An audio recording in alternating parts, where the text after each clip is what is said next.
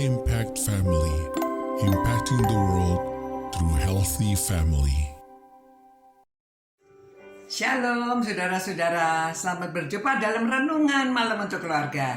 Saudara, saya harap saudara semua dalam keadaan baik, saudara sehat, saudara selalu sukacita. Saudara, kalau ada di antara saudara juga yang mungkin sedang lesu, sedang sakit, ya kita doakan supaya saudara segera sembuh, saudara bisa merenungkan firman Tuhan ya. Saudara, ayat 17 dari Roma 12 itu nasihat untuk hidup di dalam kasih. Yang ke-11 yaitu jangan membalas kejahatan dengan kejahatan. Saudara, kalau kejahatan dibalas dengan kejahatan tidak ada habisnya, ya, tidak ada habisnya. Selalu saling membalas dendam. Itu kalau cerita-cerita silat itu ya, saudara, itu sebabnya perang terus karena selalu maunya balas dendam.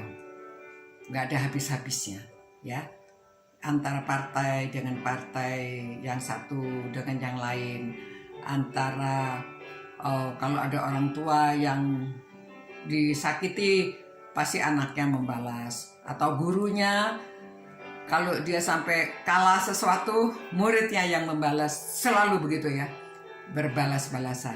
Nah saudara-saudara, Alkitab mengajarkan, Rasul Paulus memberi nasihat kalau hidup di dalam kasih itu tidak membalas kejahatan dengan kejahatan. Ya, kadang-kadang kita malu juga ya kalau melihat orang-orang suci itu ya, suci. Mereka itu selalu melakukan kebaikan. Kalau ada gempa bumi langsung mereka mengumpulkan dana. Ada waktu baru-baru ada yang sakit, mereka langsung, mereka selalu melakukan kebaikan-kebaikan dan pelayanannya itu luar biasa. Apalagi orang Kristen, ya. Kita diberi teladan oleh Tuhan Yesus, kita selalu harus melakukan kebaikan. Sebaliknya tidak membalas kejahatan dengan kejahatan. Ya. Kalau kejahatan dibalas dengan kejahatan, kapan selesainya? Ada orang yang bisa tenang, ada kejahatan, dia tidak membalas dengan kejahatan. Kita lihat cerita di India, ya.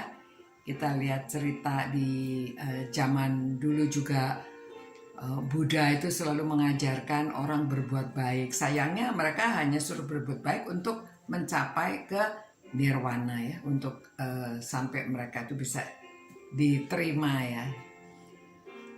Tetapi kita tahu jalan keselamatan apalagi. Jadi kita harus melakukan yang baik. Tidak selalu membalas kejahatan dengan kejahatan. Itu tidak ada selesainya. Begitu juga di dalam keluarga ya. Jangan membalas kejahatan apalagi anggota keluarga, suami istri, orang tua anak ya, mertua. Lakukan dengan kebaikan ya. Seperti contohnya ada cerita kan, ada menantu yang marah sama mertuanya, ingin membunuh mertuanya. Jadi dia pergi ke Shinsei ya, minta mau beli racun supaya mertuanya itu diracun. Lalu Shinsei-nya bilang, oh iya, kamu mesti caranya memberikan sedikit demi sedikit di dalam masakan.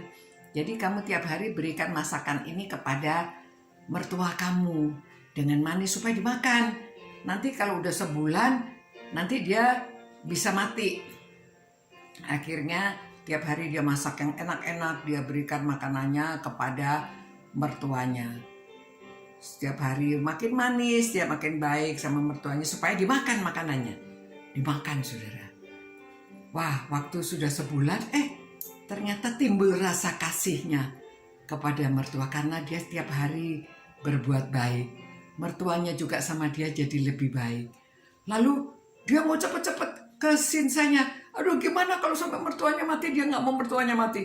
Dia pergi ke Shinsei-nya lalu bertanya, aduh, bagaimana itu ya, saya udah kasih racun selama sebulan ini. Gimana kalau mertua saya meninggal? Tolong dong supaya nggak jadi karena sekarang hubungan kami sudah baik. Ya, lalu Shinsei-nya beritahu. Nah, itulah resepnya.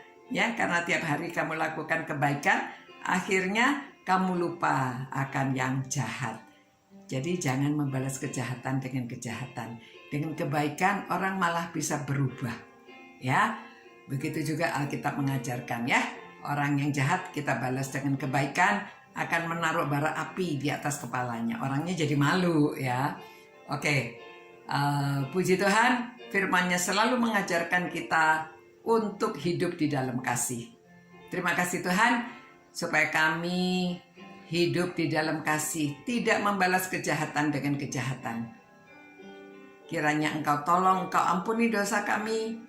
Jangan kami melakukan kejahatan, melainkan kami akan selalu hidup di dalam kasih. Dalam nama Tuhan Yesus kami berdoa dan mengucap syukur. Amin. Puji Tuhan saudara-saudara, selamat malam.